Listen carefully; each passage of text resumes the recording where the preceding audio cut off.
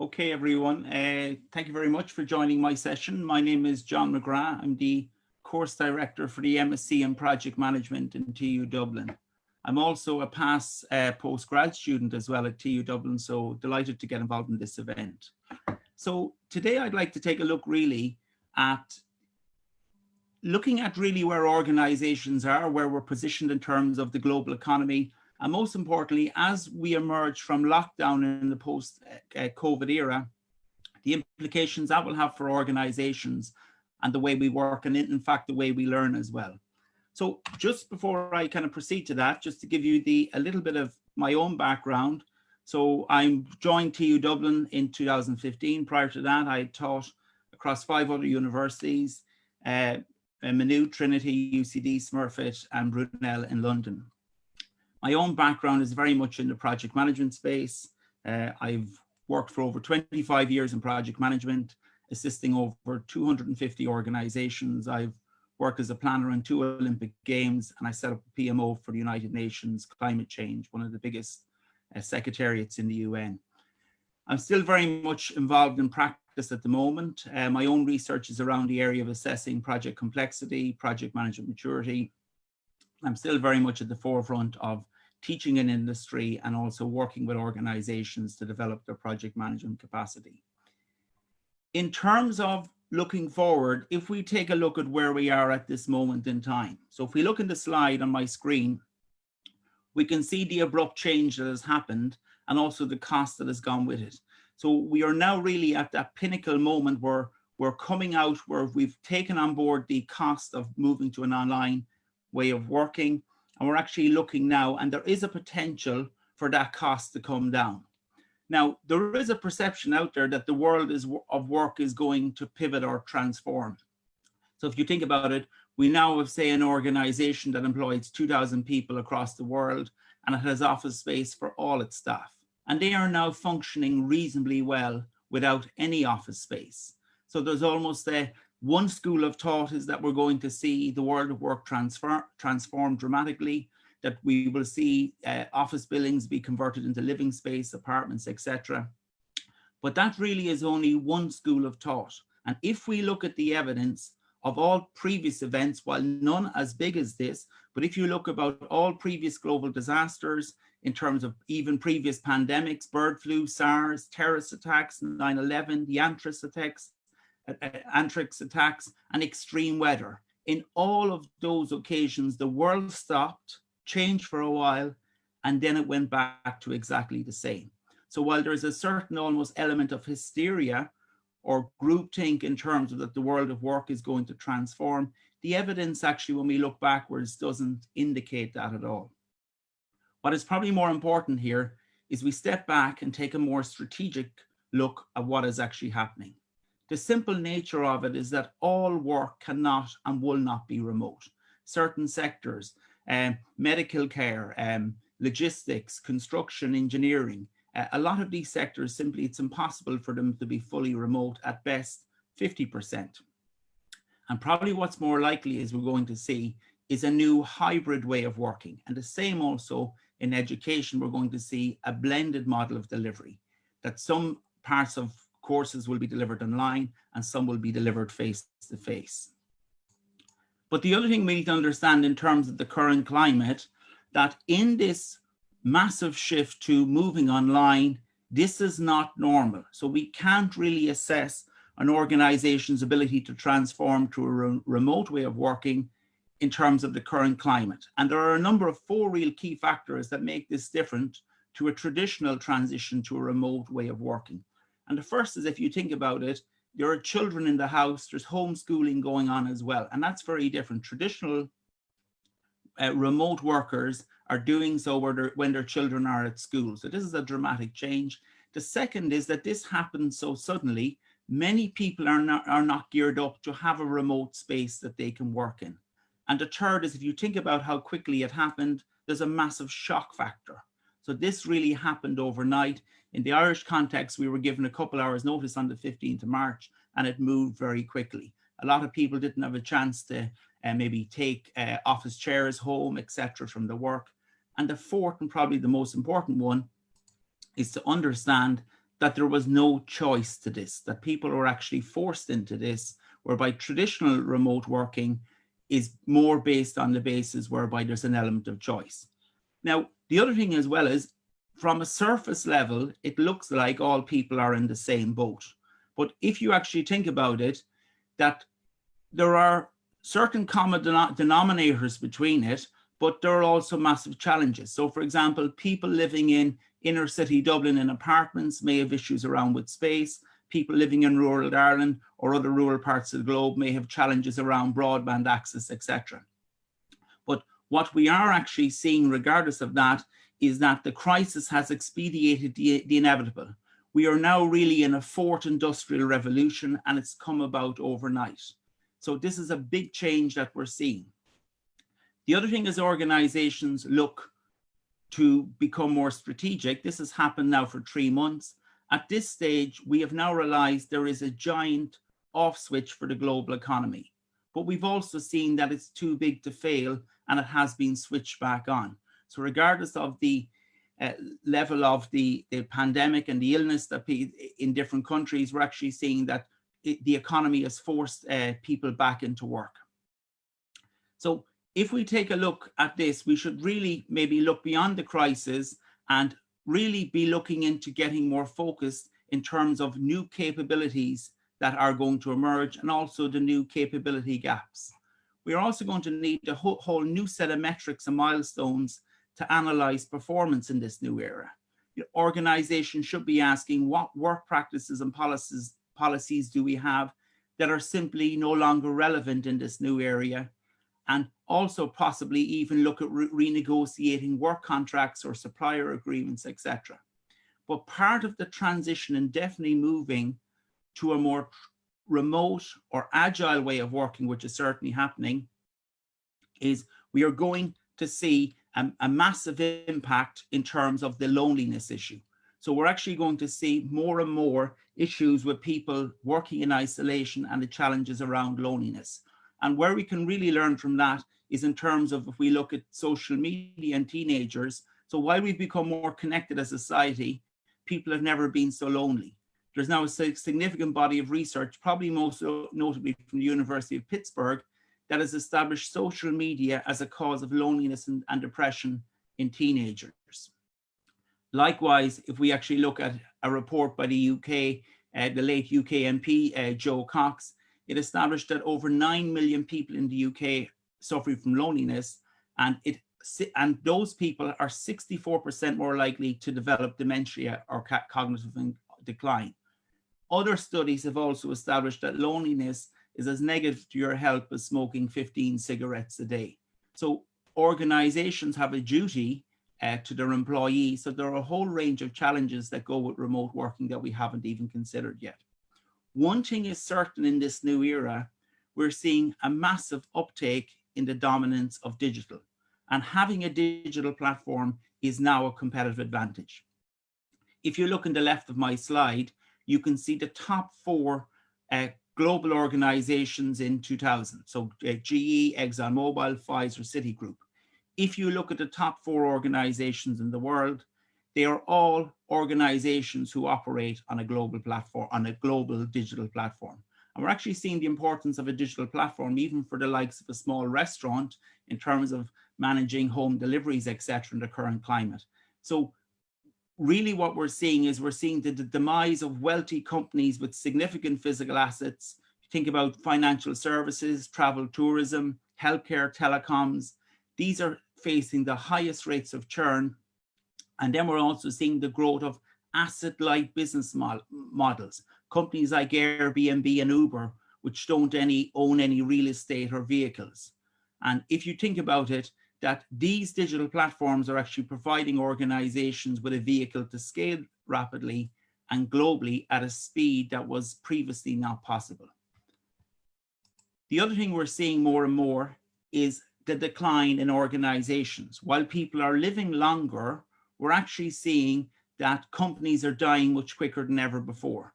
So the average lifetime of an S&P 500 Dow Jones company in the 1940s was 90 years. Today it is 18 years.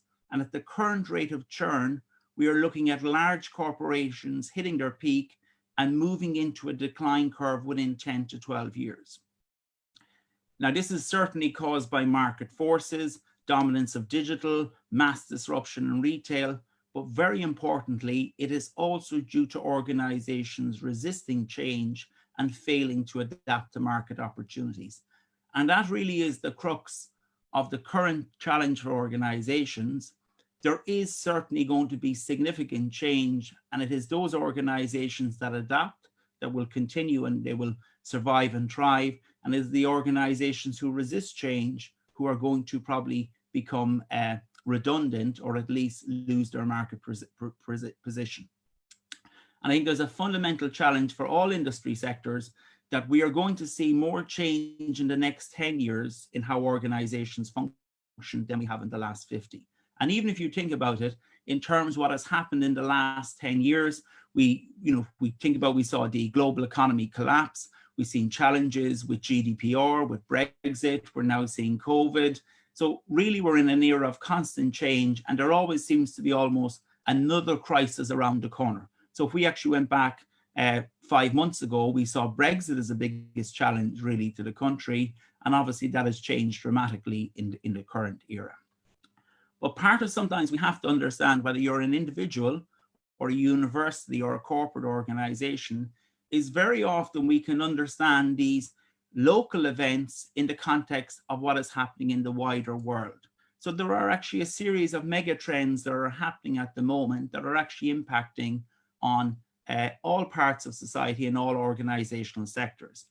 Obviously, the pandemic is one of those major mega trends. But if we look back, you can see a shift in global economic power.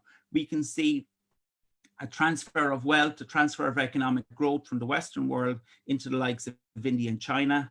We're seeing massive, rapid urbanization. So when we hear about the housing crisis in Dublin, where it's actually part of another macroeconomic mega trend that's actually happening out there. If you actually think about it, there is actually much wider transition to urbanization than we have seen since the Industrial Revolution, where agricultural workers came into work in cities. We're seeing a massive challenge around climate change. Sustainability is coming into really everything we do now. And we're also seeing the importance of technology, and certainly the importance and the reliance on technology has become very evident in terms of the pandemic. And probably part of this competitive advantage for organizations in this new era is going to be data.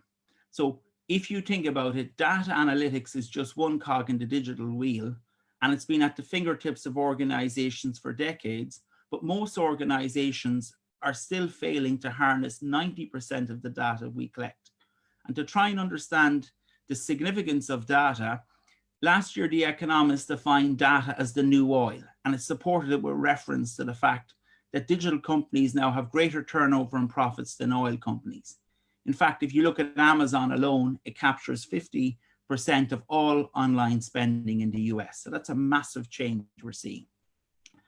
Perhaps what we need to try and understand in terms of the scope of change and challenge that's ahead of us, we should probably try and look at things differently. The traditional way how we try and plan is we look from the present and we try and look to the future. But perhaps what we need to do is to try and look at things differently from what we might call a future-backed strategy. Let's try and position ourselves in 10 years from now and almost imagine what are the building blocks and capabilities we should be working on now, both as individuals and also as organizations.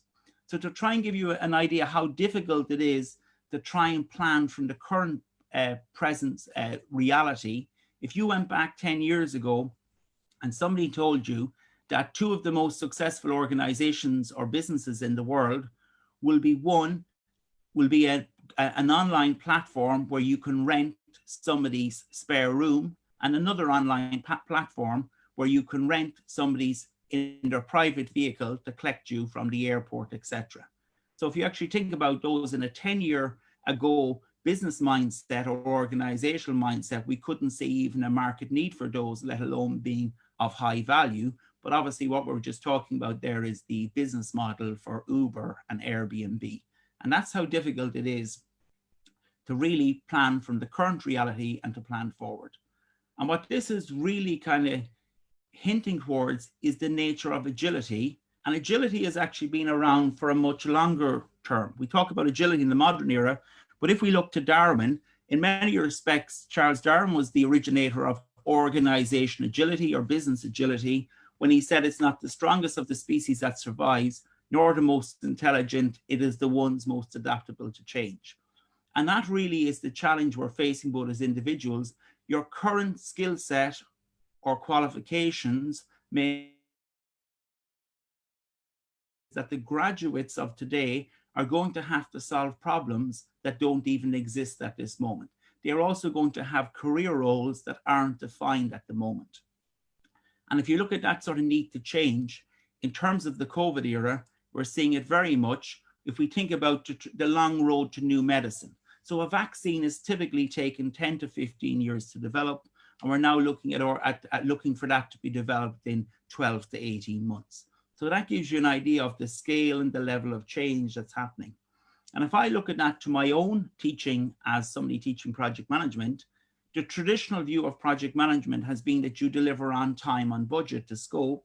But actually the latest research indicates to us that's not the case at all, that project managers need a much broader, wider skill set. They need to have technical, leadership, and strategic and business skills. So the technical is the traditional business skills, traditional project management skills, and that's changing. So just on a local example of where I've tried to change or adapt, if I look to the MSc that I organize, we have actually built the entire course content on the latest thinking of project management. And you can see those are actually the modules we cover on the different programs. We're also recognizing that the nature of the world of work, it's very much a doing, it's an organizing, and with that we back it up. So this is an example here of an MSc in project management class who organized an International Project Management Day conference, and they did so with a couple other programs as well. So not just project management students. And they also produced Ireland's first project management magazine last year. So students were involved in every aspect of it, from the content to the production. And we also launched that at the event. And I think what this really is kind of getting us to realize, and perhaps COVID has probably brought that forward, is that the world has transformed from knowledge scarcity to knowledge abundance. The simple reality is nobody is earning a living today by regurgitating facts and figures. If you think about it, the world is no longer about what you know, but what you can do with what you know. It's essentially no longer local and linear, it's global and exponential. And it is very likely in the future, the bundle of skills and capabilities you have may be just as important as your qualifications. And really the challenge on the next generation of graduates is, just as our ancestors had to redesign the factories when they transformed from steam to electricity, our graduates are going to have to rethink or reorganize the world of work. And again, it comes back to that. The challenge for somebody looking at a postgraduate career at the moment is that they actually have to prepare for jobs that don't exist yet, and they are going to have to solve problems that don't exist yet. Part of the challenge, definitely, as we move into this post-COVID era, is to recognize that if people work remotely, two of the biggest challenges are around ineffective communication and an ineffective remote culture.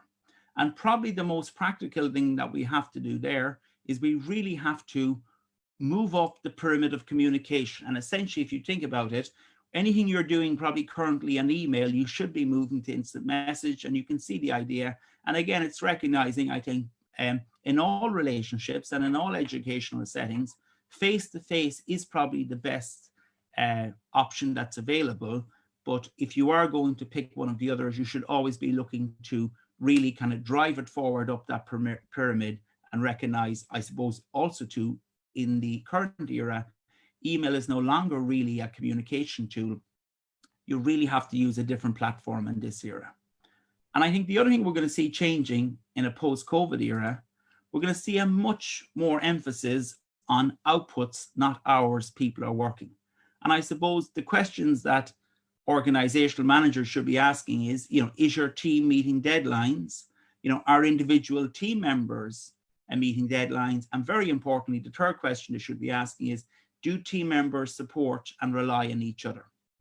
And really a lot about that is around trust. It's about seeing is there really a team dynamic atmosphere that's in there. And probably the other thing they're going to have to do is they're going to have to reassess roles. So we're going to have to ask, what has changed and what is still the same in post-COVID era? What are the new knowledges and skills we need to develop, and how should we be working differently? And certainly part of this whole transition to a post-COVID after people working at home for 3 months, I think what has become very evident is that we should be always looking to empower rather than micromanage people. So if you think about it, part of the most successful work happens when we motivate our team by giving them ownership and really creating a culture of responsibility. And again, part of that is making sure that there's never any confusion about what people are supposed to produce, or what are the consequences also for people not doing so. So this is a very different way of working. It's really about individuals becoming more empowered, and organizations have very typically been very good at giving people the responsibility, but not necessarily the authority. And part of this is actually, when we look at it in a global level, part of this is really looking at a new form of business or organization agility that's happening in organizations. So if we look here, and this is really a kind of a definition of what we might call organization agility, it's an organization's ability to renew itself and adapt to change quickly, and then thrive in an environment characterized by rapid change, ambiguity, and turbulence. And that's certainly the current era.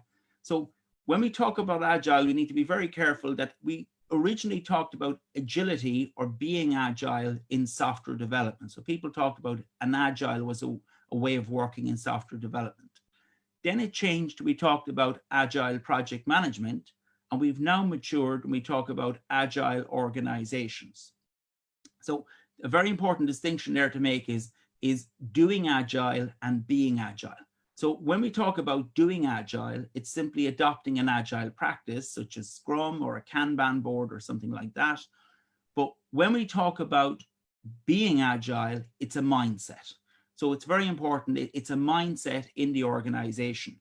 And almost every organization claims to have an element of agility, but there is actually a kind of a way of testing this. So this is something that I use if I want to test the agile mindset of an organization.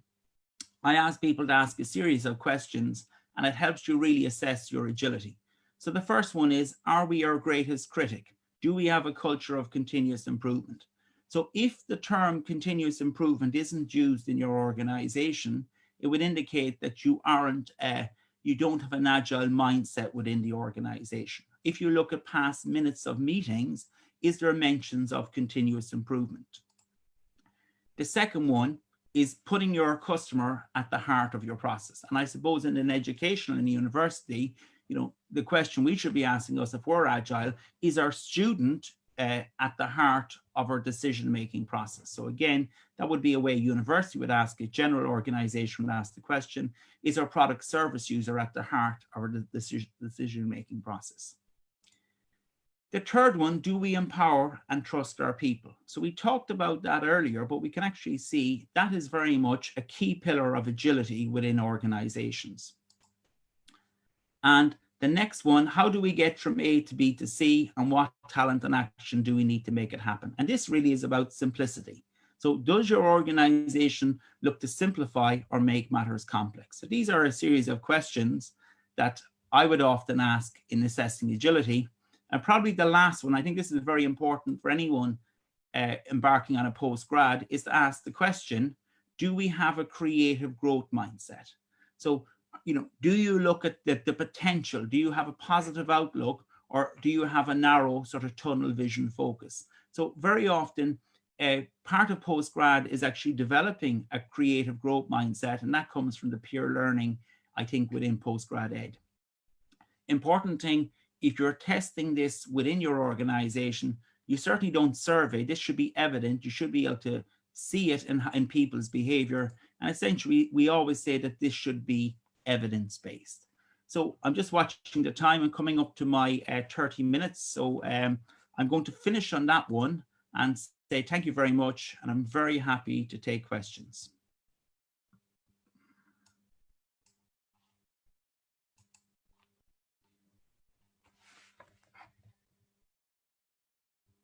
So John, I'm just looking at the main host page there. We don't have any questions on there.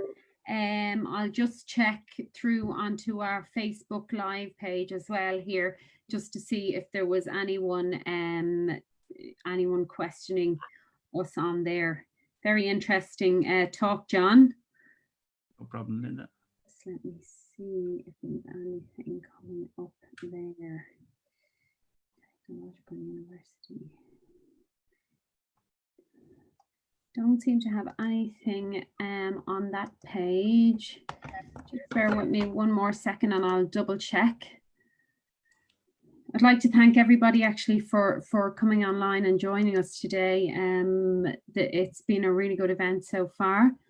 So just let me see if we have anything else there.